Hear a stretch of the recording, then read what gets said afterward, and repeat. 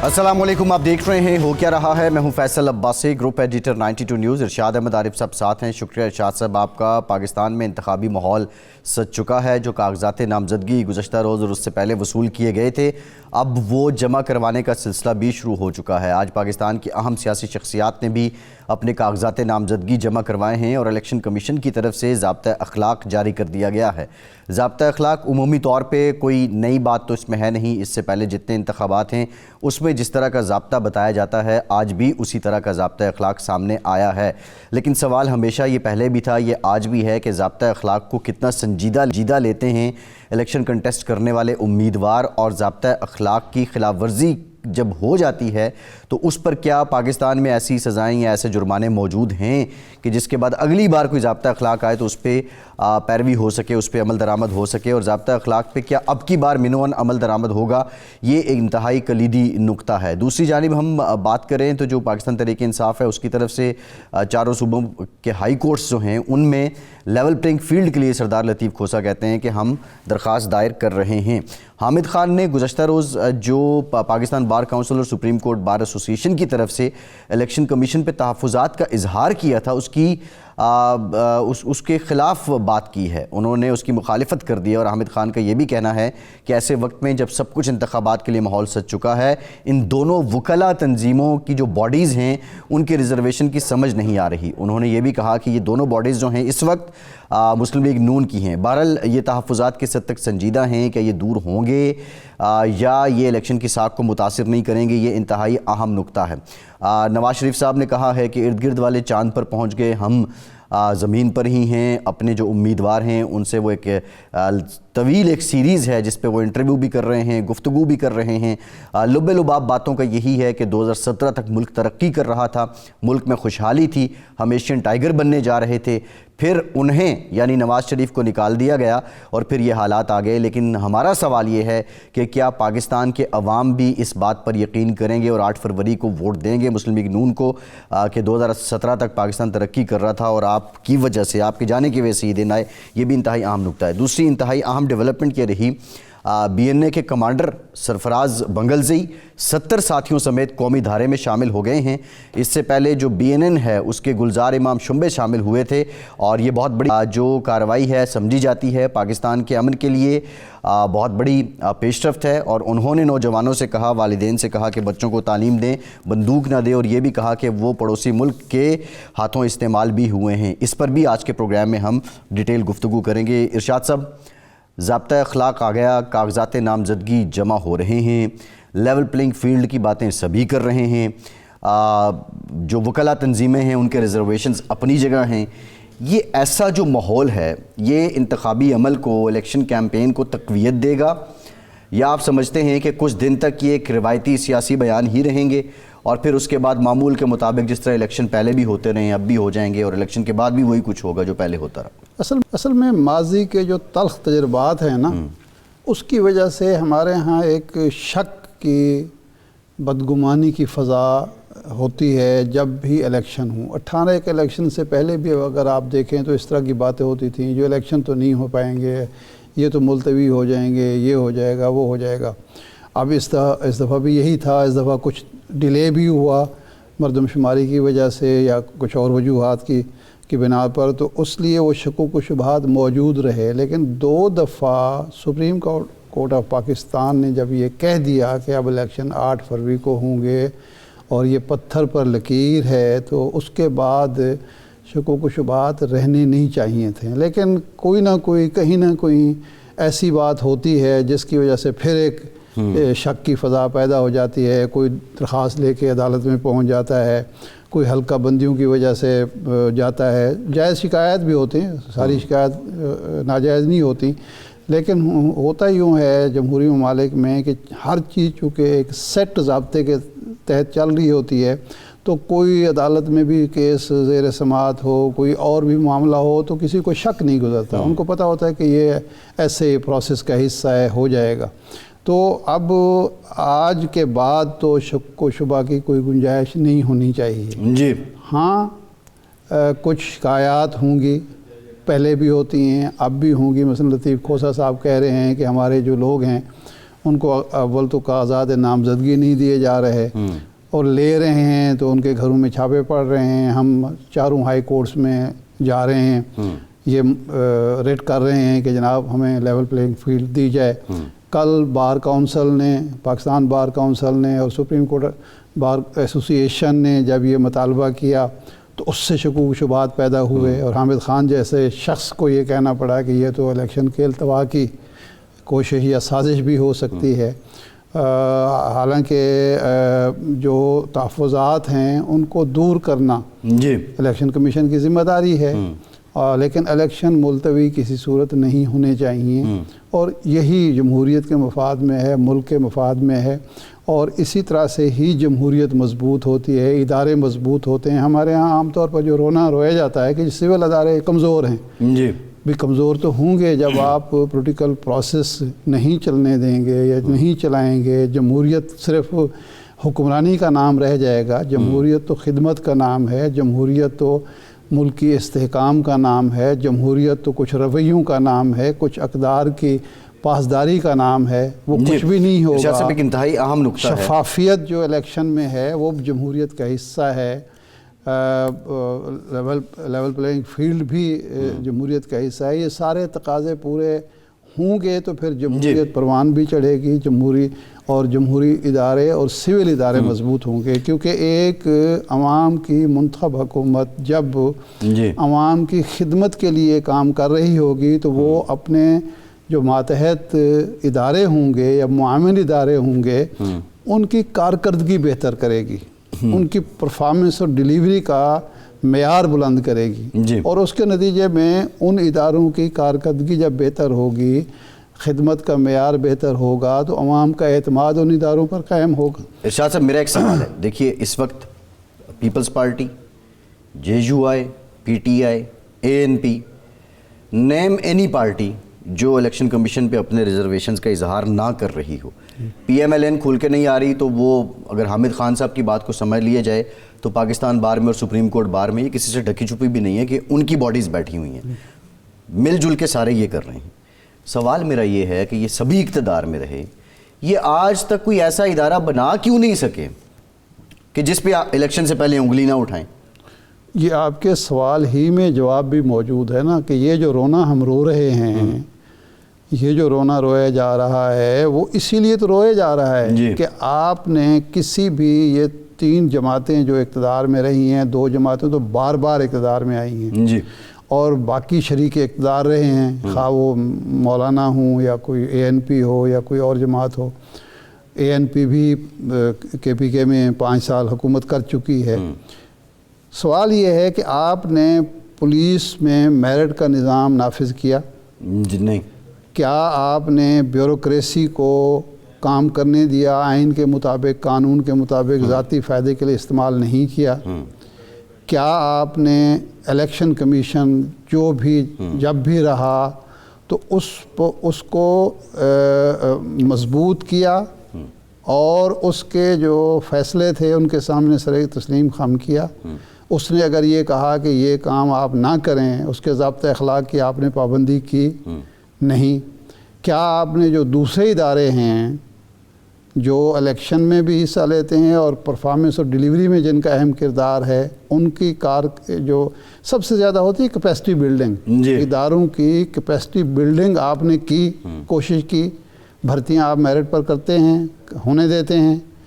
کیا ایک ایماندار افسر, ذمہ دار افسر, اہلیت صلاحیت رکھنے والا افسر جو ہے وہ آئین اور قانون کے مطابق فیصلے کر سکتا ہے, ان پر عمل درآمد کرا سکتا ہے, یا اس پر وہ دباؤ کا شکار ہوتا ہے؟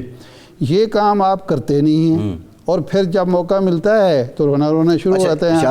ہر حکومت جو ہے وہ پولیس کو اپنے ذاتی مقصد کے لیے, سیاسی مقصد کے لیے, خاندانی مقصد کے لیے استعمال کر رہی ہوتی ہے, بیوروکریسی استعمال کیا جا رہا ہوتا ہے. بھرتیاں جو ہیں, یہ جو ہمارے ادارے PIA ہے, اسٹیل مل ہے, دوسرے ادارے ہیں, یہ تباہ و برباد کیوں ہو گئے؟ سیاسی بھرتیاں سیاسی بھرتیوں کی وجہ سے نا. بڑا کلیدی پوائنٹ ہے ارشاد صاحب.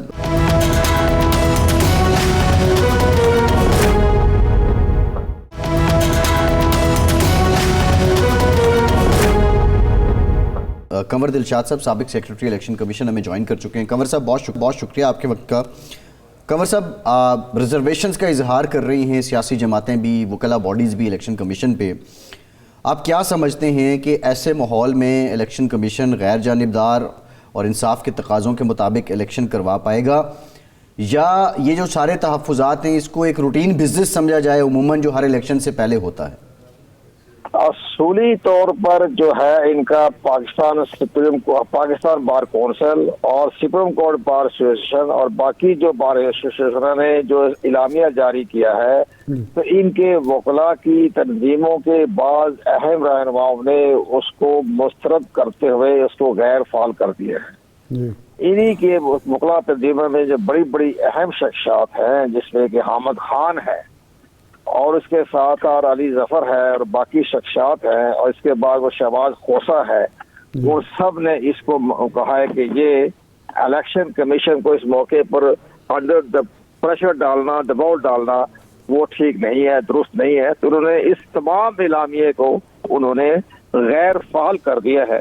تو ہمارا بھی یہی خیال تھا کہ جو ہمارے دوست احباب ہیں میڈیا ہاؤسز کو بھی اس پر زیادہ اہمیت نہیں دینی چاہیے تھی. جب تمام ان کے وکلاء نے اس کو غیر فعال قرار دے دیا تو اس پر زیادہ میڈیا کو کرنے کی ضرورت کیا تھی؟ اب چیف الیکشن کمشنر ان جیسے اداروں کے دباؤ میں آ کے استعفیٰ دے گا تو پھر تمام ادارے اپنے استعفیٰ دے گھر چلے جائیں. یہ سب یہاں تک کہ حامد خان نے کہا کہ یہ ایک بہت بڑی سازش ہے, ہمیں بتائیے سازش کرنے والے کون لوگ ہیں. آپ جنگ اخبار کا فرنٹ پیج پڑھے, حامد خان کہتے ہیں ہمیں یہ بتائیں اس کے پیچھے سازش کون کر رہا ہے. صحیح ہے. نہیں لیکن کنور صاحب یہ تو ہو گیا صرف سپریم کورٹ بار ایسوسیشن یا بار کونسل کا معاملہ, لیکن سیاسی جماعتیں بھی تحفظات ظاہر کر رہی ہیں, پیپلز پارٹی, ANP, اس کے بعد باقی لوگ جو ہیں. اور آج سردار لطیف کھوسا جو حامد خان صاحب یہ تو کہہ رہے ہیں, لیکن ساتھ ہی ساتھ وہ کہہ رہے ہیں کہ ہمیں لیول پلینگ فیلڈ نہیں مل رہی, اس کو فراہم کرنا بھی الیکشن کمیشن کی ذمہ داری ہے. الیکشن کمیشن کیا جو ڈی سیز ہیں, دوسرا انتظامی عملہ ہے, اس کو مجبور کر سکتا ہے کہ وہ کسی قسم کی مداخلت کے بغیر الیکشن ہونے دیں؟ ہاں دیکھو جی, بات میں نے عرض کیا کہ یہ غیر اہم اعلامیہ ہے, اس کی افادیت ختم ہو چکی ہے. چیف الیکشن کمیشن کی طرف سے باقاعدہ ایک اسپوکس پرسن کا اس کی وجاہت بھی آ چکی ہے. تو اس طرح اداروں کے استعفیٰ مطالبے کرنے سے کوئی ادارے کا سربراہ مستفید نہیں ہوتا, نہ وہ استعفیٰ دیتا ہے. جب ان کی وکلاء کی تنظیموں میں اتفاق و اتحاد نہیں ہے تو وہ چیف الیکشن کمیشن پر استعفیٰ دینے سے پہلے اپنے اندر جھانک کے دیکھیں کہ ان کے اندر اختلافات پیدا ہو رہے ہیں کہ جناب یہ اس موقع پر ان کا اعلامیہ درست نہیں ہے. بہت شکریہ کنور دلشاد صاحب آپ کے وقت کا. ارشاد صاحب, اب ایک اور بھی سوال تھا جو کنور صاحب نے والا تھا, اگر یہ مطالبہ ان کا مان لیا جائے, مثال کے طور پہ چیف الیکشن کمشنر چلے جاتے ہیں, فرض کریں استعفیٰ دے دیتے ہیں, پھر تو آئینی بحران نہیں آ جائے گا؟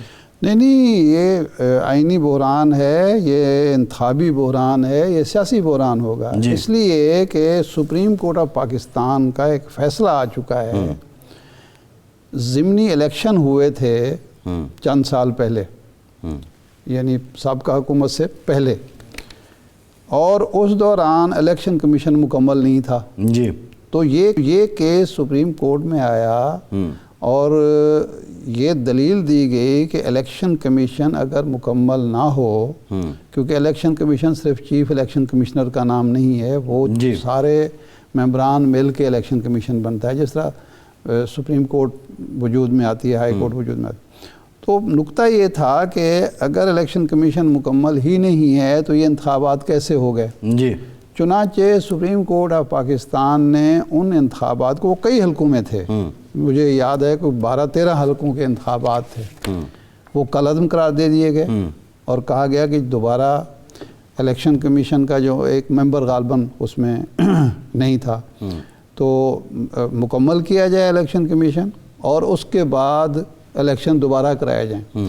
تو اگر چیف الیکشن کمشنر ہی کسی دباؤ میں آ کر یا ان کو مجبور کر دیا جائے تو یہ تو بڑی زیادتی ہوگی. اس کا مطلب ہے الیکشن کا التوا ہی ہوگا. جن لوگوں نے شکوک و شبہات کی, ایک ہے آپ کے تحفظات, وہ آپ ڈیمانڈ کریں, اور الیکشن کمیشن کا فرض ہے کہ جائز تحفظات کو دور کرے.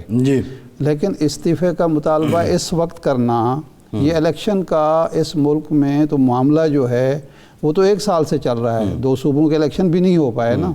تو اس وقت آ کے یہ ڈیمانڈ کرنا چیف الیکشن کمشنر سے استعفیٰ طلب کرنے کا مطلب تو یہ ہے کہ اگر چیف الیکشن کمشنر مستعفی ہو جائیں جی یا کوئی ممبر جو ہے تو اس کا مطلب یہ ہے کہ پھر الیکشن ہی نہیں ہوں گے. یہ بڑا بحران پیدا ہوگا. یہ دیکھیں ایک بحرانی کیفیت اسی بنیاد پر یہ شکوک و شبہات پیدا ہوئے کہ اتنی بڑی باڈیز جو ہیں انڈیپینڈنٹ پروفیشنل باڈیز ہیں ان کو یہ مطالبہ کیوں کرنا پڑا. صحیح ہے. اچھا ارشاد صاحب، اب انتہائی اہم معاملہ یہ بھی ہے، کنور صاحب سے ہی جانتے ہیں ان کا سبجیکٹ ہے یہ. ویسے انتظامی افسر جو ہیں، ظاہر ہے الیکشن کمیشن کے پاس خود تو اتنا عملہ نہیں ہے، انہوں نے دیگر محکموں سے لینے ہیں، کوئی صحت سے لیں گے، تعلیم سے لیں گے، کہیں اور سے لیں گے. انتظامی افسر اگر کسی مس کنڈکٹ کا مرتکب ہوتا ہے تو کیا الیکشن کمیشن کے پاس اختیارات ہیں کہ وہ خود اس کی سزا جزا کا فیصلہ کر سکے، یا وہ متعلقہ ٹریبیونل پہ بھیجے گا، یا وہ پیرنٹ آرگنائزیشن میں بھیجے گا؟ یہ سوال ہے ذہن میں آ رہا. 2 چیزیں ہیں اصل میں. ایک تو یہ سوال ہے کہ الیکشن کمیشن کے اختیار کا، لیکن اس سے زیادہ امپورٹنٹ سوال ہے پاکستان کے یہ الیکشن اس موقع پر ہو رہے ہیں کہ ایک عجیب و غریب محاذ آرائی ہے، کھینچا تانی ہے، کشمکش ہے، پروپیگنڈا عروج پہ ہے. معاشی حالات ہمارے بہتر نہیں ہیں، سیاسی عدم استحکام ہے. اس حالات میں جن لوگوں کو یہ ذمہ داری سونپی گئی ہے، میرا مطلب ہے الیکشن کمیشن جن کو ذمہ داریاں سونپ رہا ہے، جو ROs ہیں، ڈپٹی ROs ہیں، دوسرا عملہ جو ہے. اب ہماری بیوروکریسی اور ہماری پولیس جو ہے پہلے ہی بہت بدنام ہے جی کہ یہ جناب اعلیٰ کار بن جاتے ہیں، یہ جناب پیسے بناتے ہیں، یہ ان کے ایمانداری سے کام نہیں کرتے. یہ ان کو موقع مل رہا ہے ثابت کرنے کا کہ جناب ہم تو، اگر ہمیں کوئی آزادی ملے، ہم پر کوئی دباؤ نہ ہو، ہمیں کوئی موقع فراہم کیا جائے تو ہم ایمانداری دیانتداری سے کوئی کام، اپنا فرض انجام دینے کی اہلیت اور صلاحیت رکھتے ہیں. یہ ہے ایک پہلو. جی اور اس کی وجہ سے خود ہماری جو بیوروکریسی ہے، ہمارے جو ادارے ہیں، پولیس بھی ہے اس میں، وہ بھی انوالو ہے، لا اینڈ آرڈر سچویشن اس نے وہ کرنی ہے. ایک امتحان میں الیکشن کمیشن نے ڈال دیا ہے. جی اس لیے کہ جب آپ ججز کو لیتے ہیں نا، ان کا کوئی معاملہ ایسا نہیں ہوتا. اب انتظامی معاملات، لا اینڈ آرڈر سچویشن کو مینٹین بھی اسی بیوروکریسی نے کرنا ہے، اور انہوں نے انصاف کے، یہاں تو ایک جج کے طور پر وہ کام کر رہے ہیں نا، تقاضے بھی پورے کرنے ہیں. بالکل یہ جو ایک کنٹرڈکشن پیدا ہو رہی ہے نا، اس میں اپنے آپ کو انصاف کے ساتھ کھڑا کرنا، غیر جانبداری کو یقینی بنانا، شفافیت کو یقینی بنانا بہت بڑا امتحان ہے، بہت بڑی آزمائش ہے. اب اگلا سوال جو آپ کا اصل سوال تھا وہ یہ ہے کہ جی الیکشن کمیشن کسی بھی انتظامی اور سرکاری افسر کے خلاف از خود کارروائی نہیں کر سکتا. اچھا. ڈسکا الیکشن میں آپ کو پتہ ہوگا کہ الیکشن کمیشن نے باقاعدہ افسروں کے نام دیے، سفارشات پیش کی پنجاب حکومت کو جی کہ جی ان افسروں کو انتظامی ڈیوٹی سے ہٹایا جائے، ان کے خلاف کارروائی کی جائے. بعد میں یہ شکایات سامنے آئیں کہ بجائے اس کے کہ ان کے خلاف کارروائی ہوتی، بعض کو نواز دیا گیا. بالکل ایسے یہ اس وقت شکایات پیدا ہوئی تھیں کہ جی جن کو سزا ملنی چاہیے تھی ان کو نواز دیا گیا، اس لیے کہ حکومت کی اس میں منشا شامل ہوگی. تو اس لیے جہاں بہت زیادہ اختیارات دیے گئے ہیں ہمارے الیکشن کمیشن کو آئینی طور پر، خاص طور پر جو 2017 کا الیکشن ایکٹ تھا اس میں، اور اس سے پہلے بھی اختیارات دیے گئے. لیکن میرا خیال ہے کہ جس طرح تقرر تبادلے جو ہوتے ہیں اس دوران، جی وہ الیکشن کمیشن کر رہا ہوتا ہے اس کی پرمیشن سے، اسی طرح یہ بھی ایک اب یا آئندہ جی قانونی تحفظ ملنا چاہیے کہ اس عرصے میں جو افسر کسی کوتاہی کا مرتکب ہوگا اس کو سزا بھی الیکشن کمیشن، جی بالکل ٹھیک ہے، یا الیکشن کمیشن اگر تجویز کرے گا تو حکومت پابند ہوگی.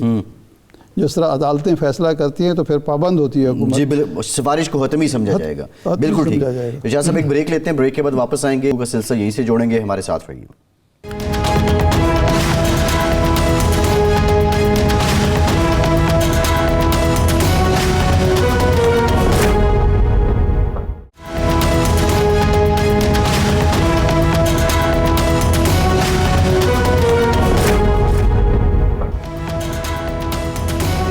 بریک کے بعد ایک بار پھر سے آپ کو خوش آمدید کہیں گے۔ پاکستان میں آج ایک اور بہت بڑی پیش رفت ہوئی اور بلوچستان سے یہ خبر آئی کہ بی این اے کے کمانڈر سرفراز بنگلزئی اپنے 70 ساتھیوں سمیت قومی دھارے میں شامل ہو گئے ہیں۔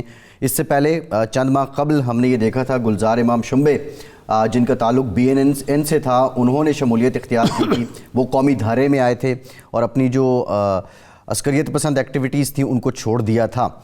آج ارشاد صاحب حیران کن انکشافات ہوئے اور ایون کچھ باتیں تو ایسی ہیں کہ جو عمومی طور پہ ریاستی اداروں کی طرف سے کی جاتی تھیں کہ اس طرح جو پاکستان دشمن قوتیں ہیں وہ بلوچستان میں پاکستان کو ڈی اسٹیبلائز کرنے کی کوشش کر رہی ہیں، لیکن وہ لوگ جو اس سسٹم کا حصہ بن چکے تھے جب انہوں نے خود کی، اور جس طرح بتایا گیا کہ جس طرح ہیلی کاپٹر حادثہ تھا اس میں ہمارے فوج کے جنرل شہید ہوئے اور پھر بھارت کے کہنے پہ ہم نے اس کی ذمہ داری قبول کی، آل دو ایک ٹیکنیکل فالٹ تھا جس کی وجہ سے یہ شہادت ہوئی، اور بہت سی باتیں ہیں۔ آج تو خیر سرفراز صاحب نے یہ اپیل کی ہے کہ بچوں کو بندوق نہیں بلکہ اسکول بھیجیں، نوجوانوں کو لنڈن بیٹھے لوگوں کے نوسربازوں کے جھانسے میں نہیں آنا چاہیے۔ کتنی بڑی پیش رفت ہے بالخصوص بلوچستان کے معاملے پہ، اور یہ بلوچستان میں جو علیحدگی پسند تنظیمیں کام کر رہی تھیں ان کو ہوا دینے میں اوبویسلی بھارت پہ الزام جاتا ہے۔ یہ پاکستان کو سٹیبلائز کرنے میں کتنا بڑا اقدام ہے؟ دیکھیں، بھارت پہ الزام نہیں جاتا، بھارت تو حقیقتاً یہ کام کر رہا ہے، عرصہ دراز سے کر رہا ہے، 70s سے کر رہا ہے۔ اور یہ جو کلبھوشن ہمارے پاس بیٹھا ہوا ہے یہ بلوچستان سے گرفتار ہوا تھا نا جی، اور اس نے اعترافات کیے کہ میں کیا کر رہا ہوں بلوچستان اور کراچی میں اور سندھ میں اور باقی جگہوں پہ۔ پھر وہ جو امام شمبے آئے تو انہوں نے بھی اعترافات کیے، اب یہ بھی سرفراز صاحب بھی کر رہے ہیں۔ اس میں اب دو پہلو ہیں۔ پہلی تو یہ ہے کہ ہمارے ہاں یہ ایک مسلسل ڈیبیٹ رہی بلوچستان کی سطح پر، خاص طور پر جب ڈاکٹر مالک صاحب وزیر اعلیٰ تھے تو انہوں نے کہا کہ جی ہم کوشش کریں گے، اور کوشش کی گئی سنجیدگی سے کہ ان کو جو پہاڑوں پر چلے گئے ہیں یا ملک سے باہر گئے ہیں ان کو واپس لائیں، قومی دھارے میں شامل کریں۔ لیکن اس کا لیڈرشپ کی طرف سے جو بی ایل اے ہے، بی این اے ہے، دوسری لوگ ہیں، انہوں نے کوئی مثبت جواب نہیں دیا، انہوں نے ریاست کی کمزوری سمجھا ہے اس کو۔ لیکن اس کا ایک فائدہ یہ ہوا کہ کچھ لوگ جن کو کوئی عقل فہم کام کرتی تھی انہوں نے ہتھیار بھی ڈالے اور شامل بھی ہوئے اور پرامن بھی رہے۔ اچھا، اس سے ریاست نے اچیو یہ کیا کہ جو لوگ ریاست کی بات پر اعتماد کرتے ہوئے قومی دھارے میں شامل ہونا چاہیں گے ان کو معافی بھی ملے گی، ریہیبلیٹیشن بھی ہوگی، اور اس کے بعد مواقع فراہم کیے جائیں گے ایک نئی زندگی بسر کرنے کی۔ یہ جو ان لوگوں نے جو علیحدگی پسند ہیں تاثر دیا ہوا ہے کہ جو چھوڑ کے آئے گا وہ تو مارا جائے گا، ان پر تو اعتبار نہیں کیا جا سکتا، یہ دونوں جو لوگ ہیں، اور اس سے پہلے اور بہت سارے لوگوں نے ایسا کیا ہے، ان کو جو یہاں آنے کے بعد تحفظ ملا، ریہیبلیٹیشن کے بعد مواقع ملے، اس بات کا ثبوت ہے کہ ریاست ان سے کوئی انتقام نہیں لینا چاہتی، ان سے کوئی ذاتی دشمنی نہیں رکھتی۔ یہ اگر گمراہ کوئی شخص ہو گیا ہے، کسی کے ہاتھوں میں کھیل رہا ہے اور اس کو یہ احساس ہوتا ہے کہ میں غلط کر رہا ہوں، اپنی غلطی کا احساس تو ریاست کا دل وسیع ہے، ریاست یہ سب باتیں اپنی جگہ ہیں۔ لیکن دوسری چیز جو ہے، دوسرا پہلو جو ہے وہ یہ ہے، وہ یہ ہے کہ جو لوگ یہ کام کر رہے ہیں کیا وہ گمراہ ہیں یا وہ کسی منصوبے کا حصہ ہیں؟ ایک نچلی سطح پر تو لوگ ہوں گے جو گمراہ ہوں گے، لیکن جو کسی گریٹ گیم کا حصہ ہیں ان کے ساتھ ریاست کا سلوک ظاہر بات ہے مختلف ہوگا اور ہونا چاہیے۔ یہ ڈیبیٹ اس طرح بھی شروع ہوئی تھی کہ جب اس وقت یہ باتیں ہو رہی تھیں تو اس میں انوار الحق کاکڑ صاحب بھی تھے، سرفراز بگٹی صاحب بھی ان لوگوں میں تھے، وہ یہ کہتے تھے کہ جی ہتھیار ڈالنے کے بعد معافی ملنا اور چیز ہے، اور ہتھیار ڈالے بغیر معافی کی بات کرنا، یہ پھر ان لوگوں کے ساتھ زیادتی ہے جو ریاست کے ساتھ کھڑے ہوئے ارشاد صاحب بڑی امپورٹنٹ بات آپ نے کی ہے. اب یہ جو آج جو انکشافات کیے ہیں سرفراز منگلزئی نے بتایا کہ کس طرح وہ آپریٹ ہو رہے تھے، بھارت کیا کچھ کر رہا تھا، پھر یہ بھی بتایا کہ وہ لوگ جو بلوچستان چھوڑ کے پاکستان چھوڑ کے چلے گئے، برطانیہ بیٹھے ہیں، کوئی یورپ بیٹھا ہے، وہ کس طرح وہاں سے لوگوں کو یوز کر رہے ہیں، یہ بڑا کلیئرلی بتایا گیا. لیکن جو امپورٹنٹ بات میں آپ کے سامنے رکھنا چاہ رہا ہوں، انہوں نے یہ بھی کیا کہ 150 بلوچ نوجوانوں کو صرف بھتہ نہ دینے پہ مار دیا گیا.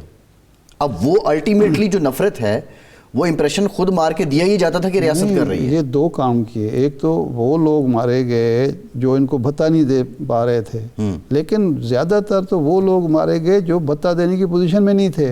ان کو تو صرف اس لیے مارا گیا ان کے شناختی کارڈ دیکھ کر کہ کوئی رحیم یار خان کا رہنے والا ہے، کوئی جیکباد کا رہنے والا ہے، اپنا سندھ کا رہنے والا ہے، ڈہرکی کا رہنے والا ہے، کوئی لاہور کا رہنے والا ہے.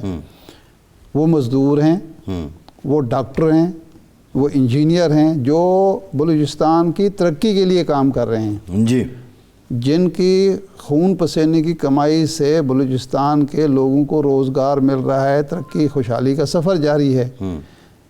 ایسے ایسے ڈاکٹر بیچارے مارے گئے جو وہاں علاج کر رہے تھے لوگوں کا، وہاں وہ کون سے استحصال کر رہے تھے. بالکل انجینئر مارے گئے، ایئرپورٹ مینیجر تھے حافظ رؤوف صاحب، وہ مارے گئے بیچارے، وہ وہاں خدمت کرنے کے لیے بیٹھے ہوئے ہیں. آپ ان لوگوں نے ایک تو بھتہ وصول کرنا ہے، ملک کے دشمنوں کے ہاتھوں میں کھیلنا ہے، دوسرا ہے کہ ملک جو بلوچستان کے عوام کی خدمت کا راستہ روکنا ہے، بلوچستان کے عوام کی ترقی کا راستہ روکنا ہے، بلوچستان کے عوام کی بھلائی جو لوگ کر رہے ہیں ان کو ختم کرنا ہے تاکہ بلوچستان میں جہالت بڑھے، بلوچستان میں بے روزگاری بڑھے، بلوچستان میں پسماندگی بڑھے. جی، یہ جرم ہے سب سے بڑا. صحیح. اور اس کو ہم ایکسپلائٹ کریں کہ دیکھیں جی بلوچستان کے ساتھ کیا ہو رہا ہے. یہ اصل دشمن ہے بلوچستان کے.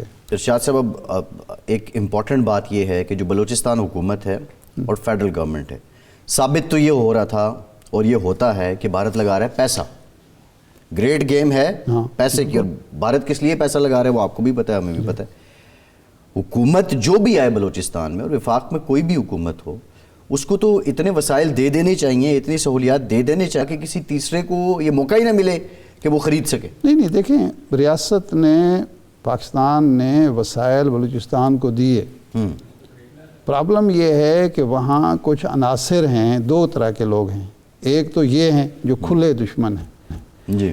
کچھ لوگ ہیں جو اپنی ذہنیت کی وجہ سے ان وسائل کو ضائع کرتے ہیں، جی، اور کیپیسٹی بلڈنگ پر توجہ ہی نہیں دیتے. کرپشن کا راستہ روکنا بھی بڑا ضروری ہے. یس، obviously. مالی وسائل کے ضیاع کا راستہ روکنا بھی ضروری ہے کہ جو وسائل تعلیم کے لیے ہیں وہ تعلیم پر خرچ ہوں، جو تعمیر و ترقی کے لیے ہیں وہ تعمیر و ترقی پر خرچ ہوں، جو صحت کے لیے ہیں وہ صحت پر خرچ ہوں. وہ وسائل جو ہیں وہ اگر آپ دیکھیں، ایک دفعہ ہماری ملاقات ہوئی 2-2.5 سال پہلے، جام کمال صاحب تھے، جی، انہوں نے بتایا کہ وفاق سے ہمیں کیا کچھ ملتا ہے اور ہمارے ہاں جو بیوروکریسی ہے اور جو ایم پی ایز ہیں، ایم این ایز ہیں، وہ ان وسائل کو کس طرح ضائع کرتے ہیں، جی، ان کو یوٹیلائز نہیں کرتے.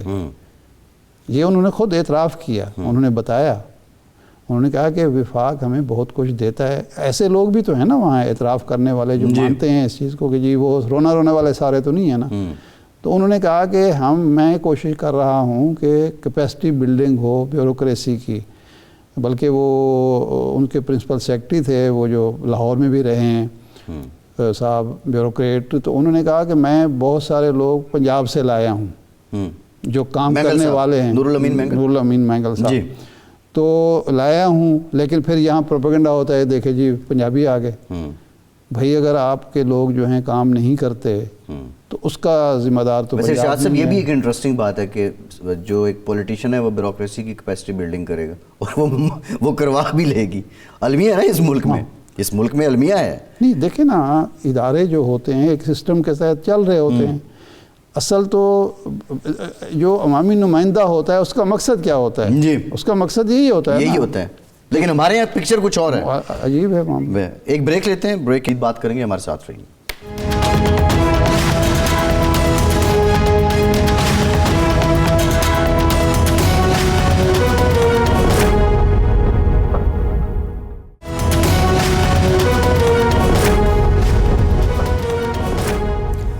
بریک کے بعد ایک بار پھر سے آپ کو خوش آمدید کہیں گے. ہمیں جوائن کیا ہے پاکستان پیپلز پارٹی کے سینئر رہنما قمر زمان قاہرہ صاحب نے. قاہرہ صاحب شکریہ آپ کے وقت کا. قاہرہ صاحب یہ بتائیے گا، یہ جو اعتراضات وکلا تنظیموں کی طرف سے آ گئے ہیں، پھر سیاسی جماعتیں بھی لیول پلینگ فیلڈ کے شکوے کر رہی ہیں، ایسے وقت میں اب جب انتخابی عمل شروع ہوا چاہتا ہے، کاغذات نامزدگی جمع ہو رہے ہیں، کیا یہ سب درست ہے؟ جو بھی کوئی کر رہا ہے اس کا اپنا ایک اینگل ہوتا ہے. اب اس کے اوپر درست یا صحیح ہونے کی ججمنٹ پاس کرنا تو مناسب نہیں ہوگا. لیکن یہ کوئی اس وقت لگتا نہیں ہے کہ اس پہ کوئی عمل درآمد ہو سکے. اس کی اپنی آبزرویشن اگر ہیں تو وہ اپنی جگہ، لیکن یہ اس وقت تو بے وقت کی راگنی ہی لگ رہی ہے. یہ حامد خان صاحب نے یہ الزام لگایا، جو خود انہی باڈیز سے تعلق رکھتے ہیں، کہ یہ کسی سیاسی جماعت کی خواہش پر یا پنجابی کے لفظ کا استعمال کرنا چاہیے اشکل پر ایسا ہو رہا ہے. تو یہ کوئی شکوک و شبہات درست لگتے ہیں؟ میں کیا کہہ سکتا ہوں، جو ان سے پوچھنا چاہیے کہ اس پہ کیا صداقت ہے یا کیا ان کے پاس کوئی سورس ہے. انہوں نے کسی سورس کی بنیاد پہ اپنی بات اگر وہ سڈنلی کہہ رہے ہیں تو حامد صاحب سنجیدہ آدمی ہے اور کھری بات کہنے والے ہیں. اگر انہوں نے کوئی بات ایسی کہی ہے تو ان کے پاس شاید کوئی ریزن ہو، کوئی ثبوت ہو. لیکن انہوں نے کیٹاگوریکلی کہا ہے کہ اس وقت جو منتخب باڈیز ہیں، پاکستان بار کونسل اور سپریم کورٹ بار ایسوسیشن کی، وہ مسلم لیگ نون سے ان کا تعلق ہے، اور وہ انہوں نے تو خیر اسلامیہ کی مخالفت بھی کی ہے. تو یعنی آپ سمجھتے ہیں کہ مسلم لیگ نون بھی جو ہے وہ وہی اسی کے کہنے پہ یہ سب ہو رہا ہے؟ میں نے تو نہیں کہا بھائی، جس نے کہا ہے آپ اس سے پوچھیے، یہ ان کی رائے ہے. میں اس کے اوپر کیا ججمنٹ دوں؟ ان کے پاس، میں نے عرض کیا کہ ان کے پاس کوئی ریزن ہوگی، کوئی ان کے پاس ثبوت ہوگا. میرے پاس تو نہیں ہے. ٹھیک. اچھا قاہرہ صاحب یہ فرمائیں کہ کے پی کے میں آپ اے این پی سے کل ملاقات ہوئی، جے یو آئی سے بھی آصف زرداری صاحب نے کہا کہ ہم سیٹ ایڈجسٹمنٹ کر سکتے ہیں. پنجاب میں آپ بالکل تنہا الیکشن لڑ رہے ہیں، تو کیا آپ کسی سیاسی جماعت سے سیٹ ایڈجسٹمنٹ ہو نہیں رہی، یا آپ نے فیصلہ کیا ہے کہ پنجاب سے پیپلز پارٹی اکیلے سولو فلائٹ کرے گی، الیکشن اکیلے ہی لڑے گی؟ دیکھیے ارشاد صاحب، پیپلز پارٹی اس پوزیشن میں ہم کہیں کہ جی ہمیں ضرورت نہیں ہے، بالکل فلاں ہے، ایسا تو نہیں ہے جی. لیکن پیپلز پارٹی کے پاس آپشنز کیا ہیں، کس کس کے ساتھ ہو سکتی ہے. کچھ جماعتوں کے ساتھ گفت و شنید ہماری تنظیمیں کر رہی ہیں جن کے ساتھ ہمارا الائنس ہونا پاسبل ہے. کچھ جگہ ہیں جہاں پاسبل ہی نہیں ہے، لہٰذا وہ تو رول آؤٹ ہو گیا. جہاں تک تعلق مسلم لیگ کا ہے تو مسلم لیگ نے بھی پنجاب میں آئی پی پی اور پی ایم ایل کیو سے ہی ایڈجسٹمنٹ کی بات کی ہے، اور تو کہیں نہیں کی. اور وہ دونوں جو ہیں وہ کہاں سے ڈرائیو ہوئی ہے یہ بات، یہ آپ جانتے ہی ہیں. اچھا، اس کا مطلب ہے وہ ان کا آزادانہ فیصلہ نہیں ہے، کوئی مجبوری ہے ان کی ان دونوں سے بات چیت کرنا. آپ کا کیا خیال ہے کہ یہ دونوں جماعتیں آزادانہ فیصلے کرنے والی؟ اچھا، تو آپ نے کے پی کے میں اے این پی اور جے یو آئی کی بات کی، تو خٹک صاحب کی جو آپ کی پارٹی میں پہلے رہ بھی چکے ہیں، پارلیمنٹیرین کو اس لیے چوز نہیں کیا؟ ارشاد صاحب میرے علم میں نہیں ہے. میرے علم میں نہیں ہے کہ وہاں کس کو چوز کیا گیا کس کو نہیں، کیونکہ میں وہاں پہ میٹنگ میں تھا نہیں، اور یہ زرداری صاحب کے ساتھ ان کی میٹنگ کے اندر کچھ طے ہوا ہے. ابھی تک پارٹی کے اندر اس کی میٹنگ نہیں ہوئی کہ مجھے اس کی میں اپڈیٹ ہوتا اور اس پہ کوئی بات کر پاؤں. تو پنجاب میں آپ کے امیدواروں کو کاغذات نامزدگی بآسانی مل رہے ہیں، اور جو جمع کرا رہے ہیں ان کو کوئی رکاوٹ کا سامنا نہیں ہے؟ ابھی تو شاید جمع نہیں ہوئے ہوں گے یا کرانے شروع ہوں گے. آج نامنیشن پیپر لینے کا دن تھا. میرے علم میں نہیں ہے، میں کیونکہ تنظیم میں نہیں ہوں. ایسی ایشو نارملی یہ ہوتا ہے کہ آپ کو تنظیم بتاتی ہے. لوگ جو ہوتے ہیں، یہ کینڈیڈیٹس ہوتے ہیں یا اضلاع سے رپورٹس ہوتی ہیں، وہ تنظیم میں آتی ہیں، یعنی پنجاب کی آرگنائزیشن یا ہماری ڈویژنل باڈیز کی. تو میرے ساتھ ابھی تک کوئی ایسی انٹریکشن تنظیم کی طرف سے نہیں ہوئی، میرے علم میں لائی گئی ہوگا. میاں نواز شریف صاحب پنجاب کے علاوہ کے پی کے سے بھی الیکشن لڑ رہے ہیں. شہباز شریف صاحب کے کاغذات کراچی سے بھی کاغذات نامزدگی حاصل کیے گئے ہیں. تو بلاول صاحب اور زرداری صاحب سندھ سے باہر بھی کسی دوسرے صوبوں میں الیکشن لڑیں گے؟ شاید، مجھے اس کے بارے میں سرٹنلی نہیں کہہ سکتا یہ، کیونکہ ایسی چیزیں ہوتی ہیں جو قیادت کے ساتھ بات کرنے کے بعد ہی پتہ چل سکتا ہے. لیکن شاید ایسا ہو کہ وہ کسی اور صوبے سے بھی الیکشن لڑے سندھ کے علاوہ. نہیں، یہ شنید تھی قاہرہ صاحب کہ ملتان یا رحیم یار خان سے بھی بلاول صاحب آ سکتے ہیں.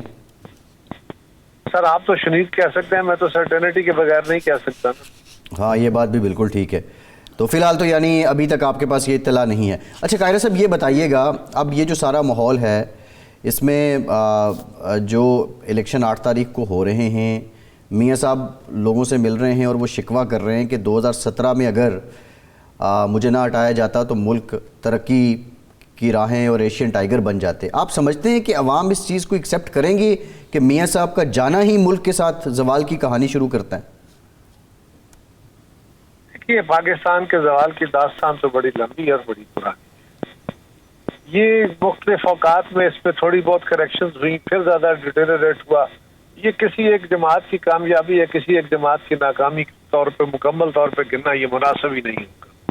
اس کے اندر بہت سارے اوقات کے فیصلے ہیں اور کچھ ہمارے مینوفیکچرنگ یا اسٹرکچرل فلاز اینڈ فالٹس ہیں جن کی بدولت یہ ایک تسلسل سے تنازل کا عمل ہے. ہم اصل میں اپنے کمپیریزنز کرتے ہیں اپنے گرد و نواح کی ریاستوں سے جو کہ مناسب نہیں ہے. سو میں نہیں سمجھتا یہ پاکستان کے عوام اس طرح آسانی سے بائے بھی نہیں کریں گے، اور میں نہیں سمجھتا کہ کوئی ایسی بھی ریوائول تھی خدا کہ پاکستان بالکل صحیح لائن پہ جا رہا تھا، اچانک ڈی ریل کر دیا گیا. لیکن میاں صاحب کی حکومت کو گرایا جانا بہرحال ایک غلط عمل تھا، اور اگر پولیٹیکل گورنمنٹوں کو انسٹیبل کیا جائے تو اس کے اکانومی پہ بھی اثرات آتے ہیں، اس کے معیشت پر معاشرت پہ بھی اثرات آتے ہیں، سیاست پہ بھی اثرات آتے ہیں یقیناً، اور برے اثرات آتے ہیں، اور ہمارے جیسی ریاستوں میں اور مشکل ہوتا ہے.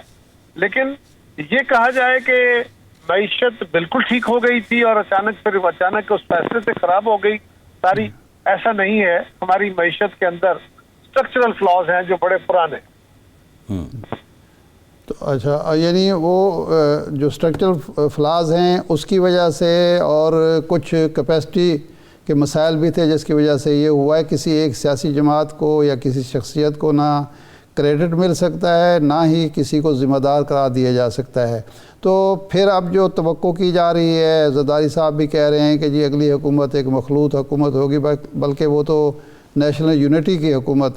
تو جو پہلا تجربہ ہوا ہے 2022 میں، اس کی روشنی میں کیا ہے کہ نیشنل یونٹی گورنمنٹ ان مسائل کو حل کر سکتی ہے، یا پھر آپس کی اندرونی کھینچا تانی کی وجہ سے وہ بھی کامیابی حاصل نہیں کر پائے گی؟ دیکھیے جی، اتحادی حکومتیں کوئی چوائس نہیں ہوتی جی، یہ مجبوریاں ہوتی.